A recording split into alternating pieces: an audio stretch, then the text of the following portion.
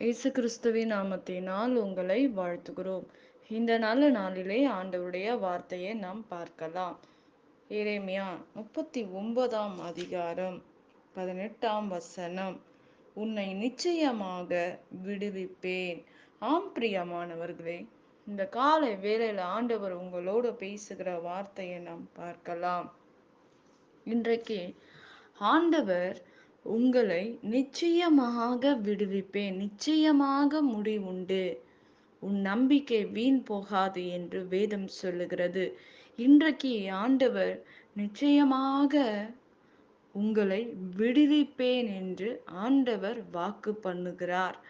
இந்த காலை வேளையில இந்த வார்த்தையை கேட்டுக்கொண்டு இருக்கிற அருமையான தேவ பிள்ளையே, நன்மையான காரியங்களை ஆண்டவர் உங்கள் வாழ்க்கையில் செய்து முடிக்கிற தேவனாய் இருக்கிறார். இன்றைக்கு கடன்ல நீங்க சிக்கி இருக்கலாம். இன்றைக்கு ஆண்டவர் சொல்றாரு, நிச்சயமாக நான் உன்னை விடுவிப்பேன். இன்றைக்கு விடுவிக்கிற தேவன் உங்களுடைய தேவனாய் இருக்கிறார். நன்மையான காரியங்களை உங்கள் வாழ்க்கையில் செய்து முடிப்பார். நிச்சயமாக செய்து முடிப்பார் என்று நம் வேதத்தில் நாம் பார்க்கிறோம். இன்றைக்கு மனிதருடைய வார்த்தையை நாம் நிச்சயமாக நான் உனக்கு உதவி செய்வேன், நீ கவலையே படாத என்று சொல்லுவாங்க. நிச்சயமா இந்த காரியத்தை நீ செய்யி, நான் உனக்கு இதை திருப்பி செஞ்சிருவேன் அப்படி சொல்லுவாங்க. ஆனா அவங்க செய்ய மாட்டாங்க. உங்களை இழுத்தடிப்பாங்க, உங்களை ஏமாத்துவாங்க. ஆனா ஆண்டவருடைய வார்த்தை சொல்லுது, எந்த காரியமா இருந்தாலும் ஆண்டவர் ஒரு நாளும் உங்களையும் என்னையும் ஏமாற்றுகிற தேவன் அல்ல. இன்றைக்கு நம்முடைய வாழ்க்கையில் நடக்கிற எல்லா சூழ்நிலைக்கு காரணம் பிசாசு அல்ல, நாம தான் காரணம். நாம் ஞானம் உள்ளவர்களாக இருக்க வேண்டும். புத்தியுள்ள ஸ்திரீ தன் வீட்டை கட்டுவாள் என்று வேதம் சொல்லுகிறது. இன்றைக்கு நம் வாழ்க்கையில் நாம் ஆண்டவருடைய வார்த்தையின்படி நாம் கீழ்ப்படுகிறோமா என்று நாம் பார்க்க வேண்டும். ஆண்டவருக்கு பிரியமில்லாத காரியங்களை நம்முடைய வாழ்க்கையில செய்து நாம் பல பிரச்சனையில் சிக்கி கொண்டு இருக்கிறோம். ஆனால் ஒரு விசை ஆண்டவருடைய சமூகத்தில் ஒப்படைத்து விட்டு, ஆண்டவரிடத்தில், ஆண்டவரே என்னை மன்னிங்கப்பா, என்னுடைய காரியங்களை மன்னிங்க ஆண்டவரே என்று சொல்லி தேவ சமூகத்தினை ஒப்பு கொடுக்கும் போது ஆண்டவர் நிச்சயமாக உங்களை விடுவிப்பார். இன்றைக்கு நம்முடைய வாழ்க்கையில் விடுதலை தேவைப்படுகிறது, அற்புதம் தேவைப்படுகிறது. விடுதலை இல்லாத ஒரு வாழ்க்கை, சமாதானம் இல்லாத ஒரு வாழ்க்கை, நிம்மதி இல்லாத ஒரு வாழ்க்கை, பல காரியத்தில் சிக்கி நாமா போய் சிக்கி கொள்ளுகிற காரியங்கள் ஏராளம். முதலாவது நமக்கு ஞானம் வர வேண்டும். ஒருவன் ஞானத்தில் குறைவுள்ளவனாய் இருந்தால் அவன் சம்பூரணமாக கேட்க கடவன், தேவன் கொடுக்க விரும்புகிறார். சாலமோனுக்கு ஆண்டவர் ஒரு ஆலயத்தை கட்டும்படி, ஆண்டவரே இந்த ஆலயத்தை கட்டும், எனக்கு பணத்தை தாரும் என்று கேட்கவில்லை. இந்த ஜனங்களை நடத்தும்படி இவைகளை செய்ய எனக்கு ஞானத்தை தாரும் என்று தேவ சமூகத்தில் அவன் ஞானத்தை கேட்டபடினால் ஆண்டவர் எல்லாவற்றையும் கூட்டி கொடுத்தார், எல்லாவற்றையும் ஆண்டவர் கொடுத்தார் என்று வேதம் சொல்லுகிறது.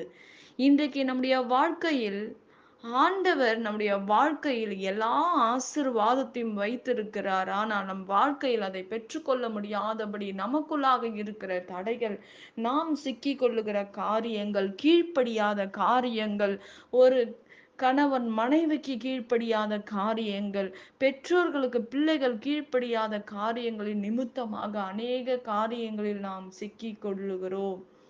இன்றைக்கு நாம் யோசிக்க வேண்டும். அநேக ஒரு காலையில் எழுந்தவுடன் நாம் என்ன செஞ்சு கொண்டு இருக்கிறோம்? இந்த உலகத்தில் ஒரு மனிதனை நாம் நேசிக்கிற காரியங்கள் எப்பேற்பட்டதா இருக்கிறது.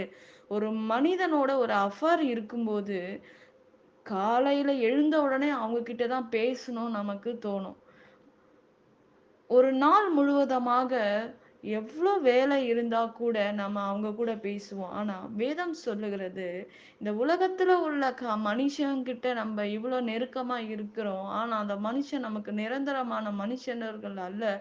நம்மை ஒரு வழியாக ஏமாற்றுகிற மனிதனை நாம் சந்திக்கிறோம் பிரியமானவர்களே. ஆனால் தேவன் அப்படிப்பட்ட ஒரு அன்பை நம்மிடத்தில் எதிர்பார்க்கிறார். அப்படிப்பட்ட அன்பை நீங்கள் கொடுக்கும்போது, ஒரு நாள் முழுவதுமாக ஒரு மனிதனுக்கு நாம் கொடுக்கிறோம். அந்த நே அதே போல ஆண்டவர் நம்மிடம் கேட்கிற காரியம், அ இதே போல ஆண்டவரோட நீங்க இடைப்படும்போது, நீங்கள் எந்த காரியத்துக்குள்ளாக சிக்கிக்கொள்ள முடியாது. ஆண்டவர் உங்களை அருமையாக நடத்துவார்.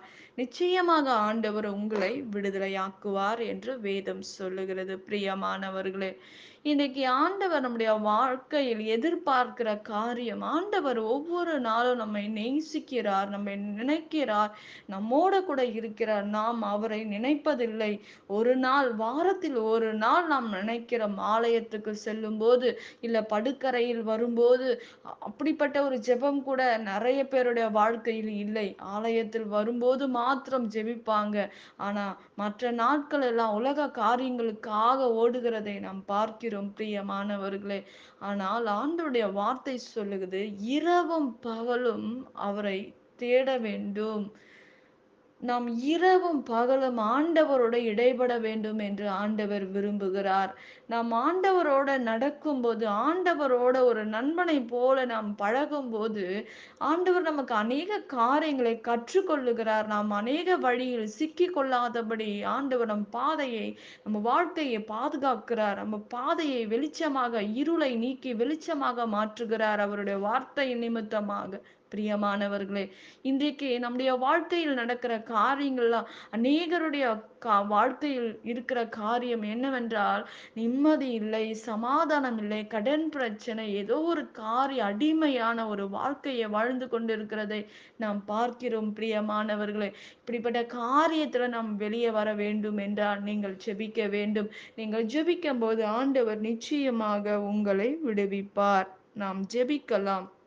பரலோகத்தில் வாசமாயிருக்கிற அன்பின் பிதாவே, உங்க நாமம் மகிமைப்படுவதாக, உங்க ராஜ்யம் வருவதாக. ஆண்டவரே, இந்த அருமையான வேலையை உங்க கரத்துல ஒப்பு கொடுக்கிறோம். ஆண்டவரே, எங்களை நிச்சயமாக நீர் விடுவிக்கும்படி நாங்கள் ஜெபிக்கிறோம். அற்புதங்களை செய்யுங்க, அதிசயங்களை செய்யுங்க. ஆண்டவரே, எல்லா கடன் பிரச்சனைகள் மாறட்டும், பொல்லாதான காரியங்கள் மாறட்டும். ஆண்டவரே, பிசாசானவன் கொண்டு வந்து போடுகிற எல்லா தொந்தரவுகளிலிருந்து கர்த்தர் விடுதலை ஆக்குங்க. பெரிய காரியங்களை செய்யுங்க. இந்த வார்த்தையை கேட்கிற ஒவ்வொருடைய வாழ்க்கையில ஒரு அற்புதங்கள் நடக்கட்டும், அதிசயங்கள் நடக்கட்டும் ஆண்டவரே. எல்லா குறைவுகள் மாறட்டும் ஆண்டவரே. அற்புதம் நடக்கும்படி நாங்கள் ஜெபிக்கிறோம்ப்பா. ஆண்டவரே, இந்த வார்த்தை கிரியை செய்வதாக ஒவ்வொரு வீடுகளிலும் ஆண்டவரே, ஒவ்வொருவரும் இதை கேட்கும்போது ஒரு அற்புதமும் சமாதானமும் கடந்து போகும்படி நான் ஜெபிக்கிறேன்ப்பா. எல்லாவற்றையும் உங்க கரத்துல ஒப்பு கொடுக்கிறேன். இயேசுவின் நாமத்தில் வேண்டுகிறோம் எங்கள் ஜீவனுள்ள நல்ல பிதாவே. ஆமேன். கர்த்தர் தாமே உங்களை ஆசீர்வதிப்பாராக. ஆமேன்.